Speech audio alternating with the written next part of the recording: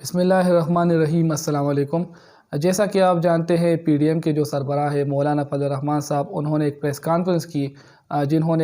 جس میں انہوں نے ایک چارج شیٹ پیش کیا، خاص طور پر وزیر اعظم عمران خان صاحب پر الزامات لگائے کہ انہوں نے شبر زیدی صاحب کو کچھ جو ایکشن وہ لے رہے تھے اس سے روکا، جس کی بنا پر جو شبر زیدی صاحب تھے وہ انہوں نے رخصت لے لی اور FBR کو الوداع کہا۔ تو آج کی ویڈیو میں ہم آپ کو بتائیں گے کہ اصل حقیقت کیا ہے، اور خاص طور پر ہم آپ کو یہ بتائیں گے پاکستان میں ایک ایماندار شخص کو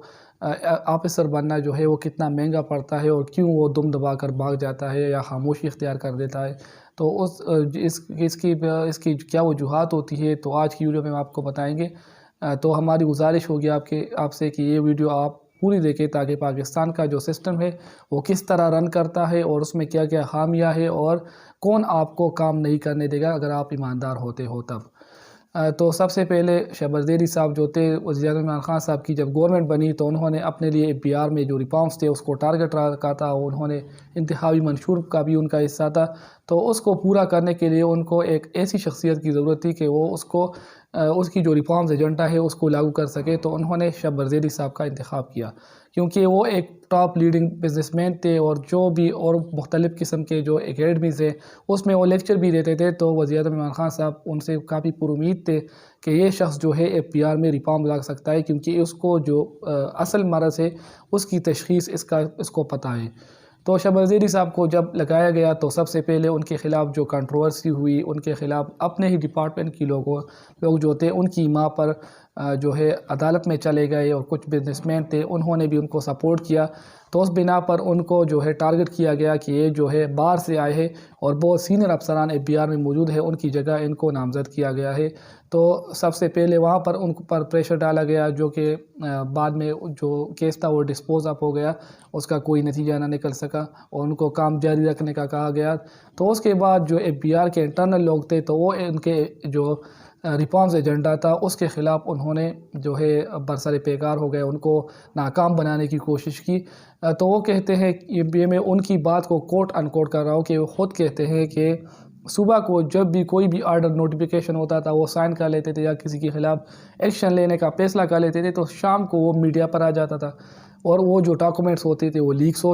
ہو جاتے تھے۔ تو اس وجہ سے وہ کافی جو ہے پریشان تھے، اور وہ انزائٹی میں چلے گئے، کیونکہ خاص طور پر یہ بات ہے اگر آپ غلطی پر بھی نہ ہو اور آپ کی جو صحیح اقدامات ہو اس کو بھی غلط ثابت کرنے کی کوشش کی جاتی ہے، تو آٹومیٹکلی آپ انزائٹی میں بھی جاؤ گے، آپ ایگزائل میں بھی جاؤ گے، اور آپ کو جو ہے پریشانی ہوگی۔ تو وہ کہتے ہیں کہ اس بنا پر جو ہے 5 مہینے جو انہوں نے گزارے تو ان کو جو راتوں کی جو نیند تھی وہ چلی گئی، تو کافی زیادہ جو ٹائرڈ ہو گئے تھے۔ تو اس بنا پر ان کے جو والدہ صاحبہ ہے وہ حیات ہے، تو انہوں نے ان کو مشورہ دیا کہ زیدی صاحب یہ جو کام آپ کر رہے ہیں یہ ٹھیک ہونے والا نہیں ہے پاکستان، اور اس کو چھوڑ دیں۔ تو ان کے مشورے پر انہوں نے FBR کو الوداع کہا، اور جو اس کے بعد جو ٹائم تھا تو وہ خاموش رہے، میڈیا سے بھی دور رہے۔ تو اس کی کیا وجوہات تھی، اور خاص طور پر کن لوگوں نے ان پر پریشر ڈالا، کیونکہ 3 قسم کی باتیں جو ہے سرگرم ہیں ان کے ایگزائل کے حوالے سے، ان کے جانے کے حوالے سے۔ جو سب سے بڑی جو الیگیشن لگتی ہے کہ وزیر اعظم عمران خان صاحب نے ان پر پریشر ڈالا تھا کہ کچھ جو بزنس مین ان کے دوست تھے تو ان کو جو ہے ٹیکس میں چھوٹ دی جائے۔ دوسرا ان پر دباؤ ڈالا جاتا، یہ بات کہی جاتی ہے کہ جنرل باجوہ صاحب نے ان پر دباؤ ڈالا۔ تیسری بات جو سرگرم ہے تو وہ یہ ہے کہ جو حفیظ شیخ صاحب ہے، مشیر خزانہ ہے، تو انہوں نے ان کے خلاف ہو گئے تھے، اور ان کے جو پاس کام تھے ان سے ان کو جو ہے کافی اختلاف تھا، تو اس بنا پر انہوں نے FBR سے رخصت لے لی۔ تو ویڈیو پوری دیکھیں تاکہ آپ اصل حقائق جان سکیں۔ تو اب آتے ہیں ان الزامات کی جانب جو مولانا فضل الرحمان صاحب نے لگائے وزیر اعظم صاحب پر، کہ وہ شبر زیدی پر دباؤ ڈالتے ہیں، اور ان کو یہ کہتے ہیں کہ وہ وزیر اعظم صاحب کے جو قریبی دوست ہیں، جو بزنس مین ہیں، ان کو ٹیکس میں چھوٹ دے دے۔ لیکن شبر زیدی صاحب نے اس کے بارے میں خود کہا کہ ایسا کوئی دباؤ بھی وزیر اعظم صاحب نے ان پر نہیں ڈالا تھا، بلکہ وزیر اعظم صاحب نے ان کو پورا سپورٹ کیا تھا، اور ان کو یہ بولا تھا کہ آپ اس سسٹم کے بارے میں اچھے طریقے سے جانتے ہیں، آپ اس سے باخبر ہیں، اور جو بھی ریفارمز آپ کرنا چاہتے ہیں تو گو فار اٹ، اور میں آپ کو پورا سپورٹ کروں گا۔ اس کے علاوہ شبر زیدی صاحب نے ایک اور بات کہی تھی کہ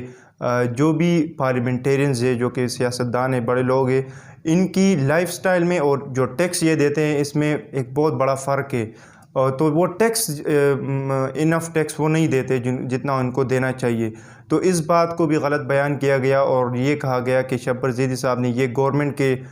جو لوگ ہیں ان کے بارے میں کہا، لیکن شبر زیدی صاحب نے خود اس کے بارے میں کہا کہ میں نے یہ بات سب کے بارے میں کہی تھی، اور خاص طور پر اس میں جو پی ڈی ایم کے تحریک میں جو لوگ شامل تھے تو ان کے بارے میں بھی میں نے یہ بات کہی تھی. ایک اور پوائنٹ شبر زیدی صاحب کی طرف سے تھا اور بہت اہم پوائنٹ ہے، وہ یہ ہے کہ ایف بی آر میں جو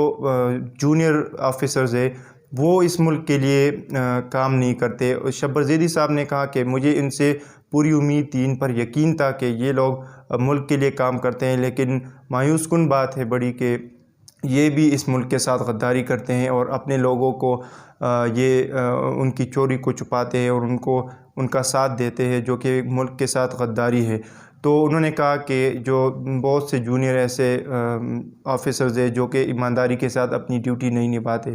اس کے بعد ایک اور بات تھی کہ شبر زیدی صاحب کے بارے میں کہا گیا کہ ان پر حفیظ شیخ صاحب کی جانب سے بھی دباؤ ڈالا جاتا ہے، وزیر اعظم صاحب کی جانب سے بھی اور جنرل باجوہ صاحب کی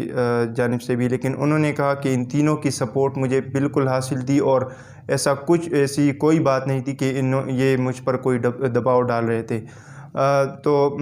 ریل اسٹیٹ جو ہے اس پر یہ چاہتے تھے، ایف بی آر کے چیئرمین ہوتے ہوئے انہوں نے کہا کہ اس پر ٹیکس بڑھائیں گے ہم. تو اس معاملے پر میں بھی وزیر اعظم صاحب نے ان کو پورا سپورٹ کیا تھا شبر زیدی صاحب کو. اس ملک میں نہ صرف سیاستدان، نہ صرف بڑے لوگ بلکہ میڈیا بھی آپ کے خلاف طرح طرح کے پروپیگنڈاز کرتے رہتے ہیں، آپ کے خلاف وہ طرح طرح کی باتیں بناتے ہیں جس کی وجہ سے آپ مایوس ہو کر الوداع کہہ دیتے ہیں. تو ہم نے جو شبر زیدی صاحب ہے ان کو دیا، وہ ایک ایماندار شخص تھے، وہ ایف بی آر میں کافی ریفارمز کرنا چاہتے تھے، لیکن جو ہمارا سسٹم ہے اس نے شبر زیدی صاحب کو وہ کرنے نہیں دیا جو اس ملک کے لیے اچھا تھا.